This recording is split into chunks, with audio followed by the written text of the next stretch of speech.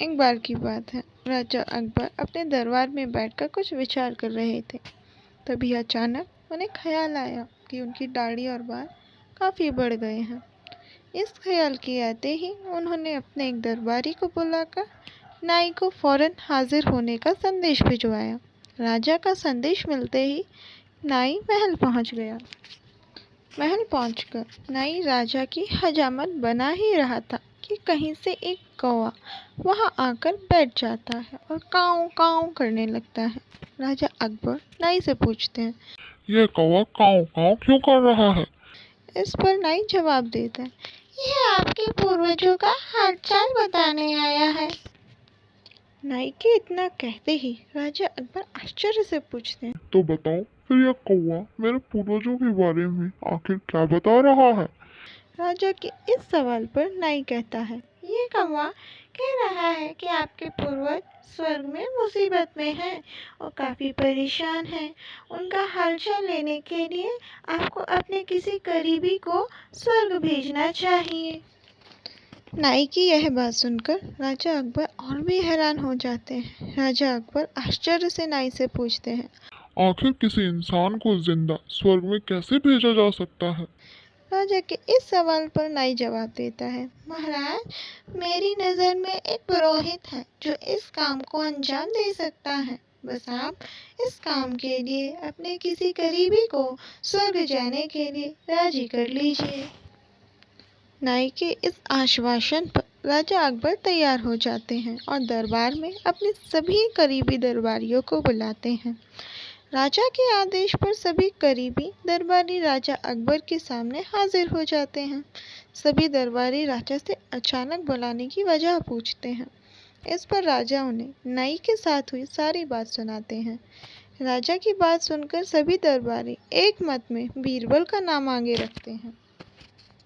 दरबारी कहते हैं कि स्वर्ग जाकर पूर्वजों का हालचाल लेने के लिए बीरबल से उचित व्यक्ति और कोई नहीं हो सकता, क्योंकि बीरबल हम सब में सबसे ज़्यादा बुद्धिमान और चतुर हैं।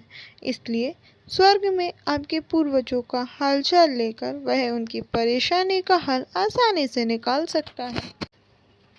राजा अकबर दरबारियों की इस सलाह को मानते हुए बीरबल को स्वर्ग भेजने की तैयारी कर लेते हैं।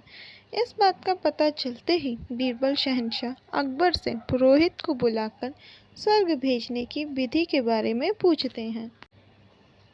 बीरबल की इस बात पर राजमहल में पुरोहित को बुलाया जाता है। पुरोहित के आते ही उनसे स्वर्ग जाने की विधि के बारे में पूछा जाता है।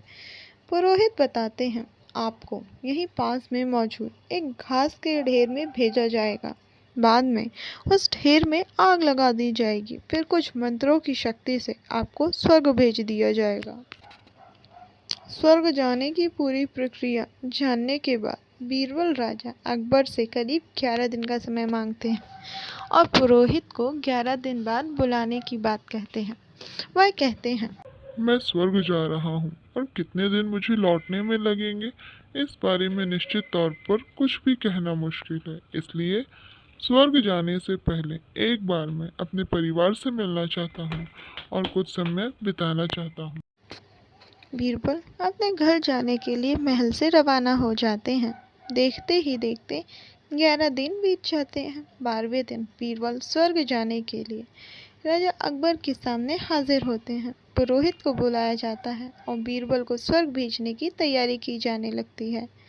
पुरोहित बीरबल को स्वर्ग भेजने के लिए महल से कुछ दूर घास का एक ढेर लगवाते हैं। बीरबल को स्वर्ग भेजने के लिए घास के ढेर के अंदर भिजवाया जाता है। घास के ढेर के अंदर जाते ही पुरोहित घास के ढेर में आग लगा देते हैं और बीरबल को स्वर्ग भेजने की प्रक्रिया पूरी होती है। धीरे धीरे 2 महीने बीत जाते हैं और राजा अकबर को बीरबल की चिंता होने लगती है। तभी अचानक बीरबल दरबार में हाजिर हो जाते हैं। राजा अकबर बीरबल को देखकर प्रसन्न होते हैं और अपने पूर्वजों का हालचाल पूछते हैं।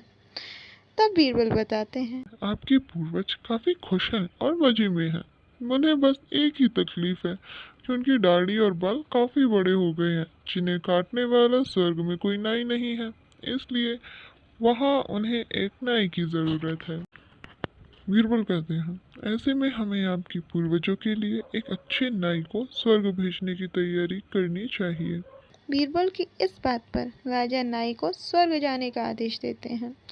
राजा का आदेश सुनकर नाई घबरा जाता है और राजा के पैरों में गिरकर माफ़ी मांगने लगता है। नाई राजा से कहता है, यह सब कुछ उसने वजीर अब्दुल्ला के कहने पर किया था। यह सब उन्हीं की साजिश थी ताकि वह बीरबल को अपने रास्ते से हटा सके। अब राजा अकबर के सामने सारी सच्चाई आ चुकी थी। यह सब जानने के बाद राजा अकबर ने वजीर अब्दुल्ला और उनके साथियों को दंड देने का आदेश दिया। अंत में राजा अकबर बीरबल से पूछते हैं, तुम्हें यह सच्चाई का पता कैसे चला और तुम घास के ढेर में आग लगने के बाद कैसे बच गए?